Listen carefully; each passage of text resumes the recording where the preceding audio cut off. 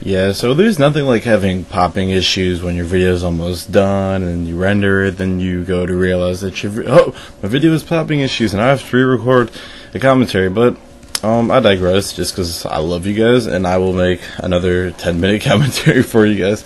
But hey, you should check it in. Today I'll be talking once again about the Microsoft review, and that means I have to re-record and re-edit my videos, which is just going to be a bundle of joy to do. But I digress, so let's get into this. So the Microsoft conference, people thought that Microsoft had the best conference, and I'll tell you guys my thoughts, opinions, what was announced, and kind of how me and a lot of the other community has reacted and kind of have seen this conference, especially comparing it to last year and the year before. This is the best conference that Microsoft has had in a very long time, so everybody's very excited about how well the Microsoft conference was this year, or, well, good.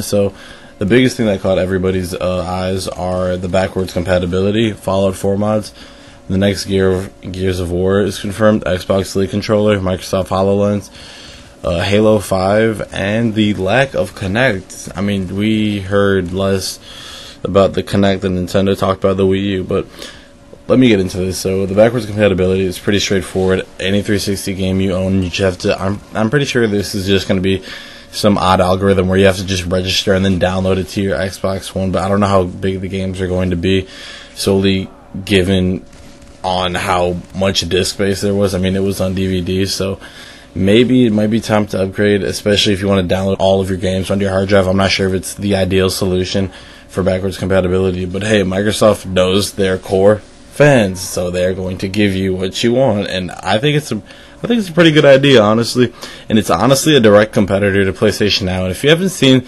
that comparison yet, think about it.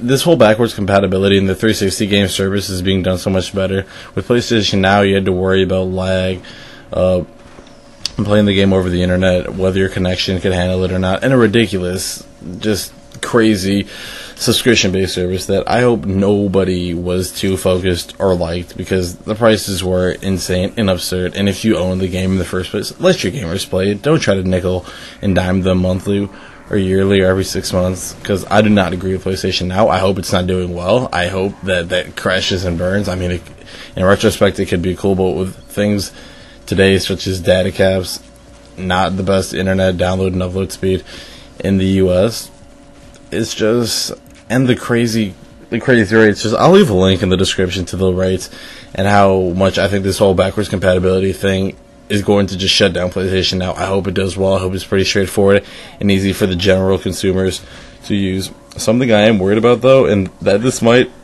shut down, is HD collections. Now, everybody knows what HD collections are. I'm interested to see how this will impact it. I'm pretty sure Microsoft didn't tell everybody that was making an HD collection or working on one, hey guys, we're going to offer backwards compatibility. And if games will be upscaled when they come to the Xbox One, then what's the point of having all these HD collections? I don't know. So I thought that was very interesting. Fallout 4 mods will come to Xbox One. Moving on. I think this is interesting. I am kind of worried about what they're going to do for graphical mods on the Xbox One. Fallout 4 is obviously a very huge game. People have been waiting for it for a very long time. It has millions of views on its trailer. The hype was real. Todd Howard said the F-bomb on an E3 conference. I don't think I've ever heard somebody say that before. And yeah, that was pretty insane. Like, shit, even I was excited. And the only Fallout I've played and that I'm in the process of playing is Fallout New Vegas. So realistically, I don't have anything to be excited about as much as people who've been waiting since Fallout 4 or since Fallout 3. So yes, and I'm also very interested to see how the PlayStation community responds to this whole Fallout 4 mods on the Xbox One, and how PC mods can be transferred onto the Xbox. So I don't know how they're doing it, but very good move, Todd Howard. Hopefully this influences Microsoft to release modification tools or mod tools on the Microsoft Store, and hopefully modding can become mainstream, because it's one of the many great things that has been on the PC platform for a while. Next Gears of War confirmed. Never played Gears of War. A lot of people are excited about that. Gears of War Definitive Edition or Ultimate Edition will be coming to PC. The Xbox One Elite Controller, pretty straightforward. This is a direct competitor to SCUF, and the price is so outlandish. It's $150, and it looks really weird to me. It looks like, one, it's a SCUF controller, because they've Microsoft is obviously smart enough to analyze that SCUF has made its own demographic. People are buying these competitive controllers at these absurd prices, so Microsoft is going to try to get their feet wet and try to see how this does. The only thing that I'm really worried about is their whole their weird looking D-pad, table, surface thing. I don't know what that is. I don't know if it will do well, and I don't know how it performs. I want to try it, but nor will I spend $150 on a controller, because that's outlandish. $150, that is fight stick money from Mad Catz or Hori. That's not controller money. It's as simple as that. Next thing that really caught my eye and really made me feel old, because I've been gaming since early PS2. Like, that's when I started going hard on gaming, early PS2 days, and a little bit of the PS1. But when I saw the Microsoft HoloLens and their new virtual reality, I remember my jaw dropped when I saw the table preview. Like, I'm not the biggest Minecraft fan, and that might not be very graphically demanding, but you have to realize how big of jumps we've made technologically. Just the fact that they brought the game alive in a virtual reality on a table, and there's not much I can say other than that it was really cool, and I'm really impressed with what Microsoft has done with their HoloLens. And hopefully, because we haven't seen much about Project Morpheus, they briefly talked about it in the Sony conference, but we haven't seen a demo like this, and if it works that well, then kudos to them. Kudos to them, because that looks very, very good. Halo 5, not a huge fan, not interested. I understand that there's a giant fan following, but let me ask you guys this. For all the 343 fans out there who are getting excited about Halo 5, I don't want to say petition the game until they fix the Master Chief Collection, because that's been out for, I think, almost a year now. But petition the game. Make them fix their quote-unquote HD remakes, because the single player might be good, but the heart and soul of a game that will keep it alive, people coming back to it, is the multiplayer. If you do not have a good multiplayer, or unless the story is just out of this world like BioShock Infinite, then the lifeline of that game will be very short. And on top of that, I don't know how many mods there are for Halo, maybe on the PC, back when it was on the PC platform. Nevertheless, it's not anymore, and that's kind of where we are. And finally, something that I noticed that was very irrelevant and not talked about was the Kinect. Now, if you remember, I think it was in 2013 and 2014, they talked about the Kinect a little bit and how they wanted to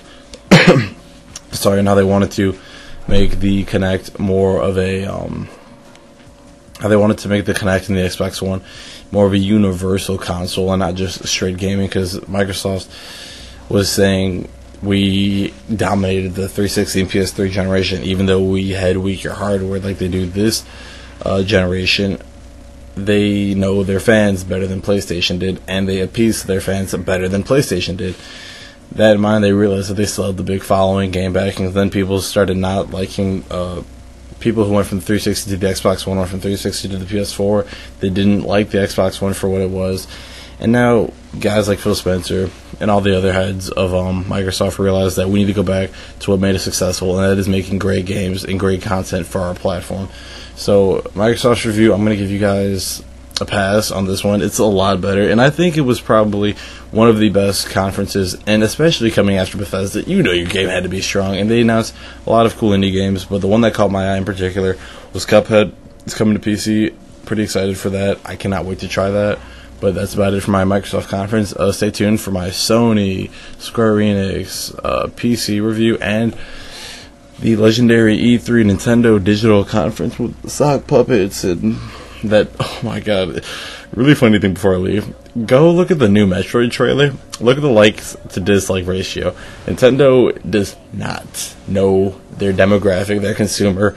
And if you can't make a good first-party game, then Nintendo, that's the only thing you're living off of. You gotta step it up. But anyways, that's about it. You should check it out. Like I said earlier, be ready for my other videos that are going to be coming out tonight. Putting out a lot of content tonight. But yeah, be sure to subscribe. Leave your thoughts on the Microsoft conference, whether you thought it was the quote-unquote best. If you didn't like anything, want to talk about anything that I discussed, be ready for all the other videos. Be sure to comment.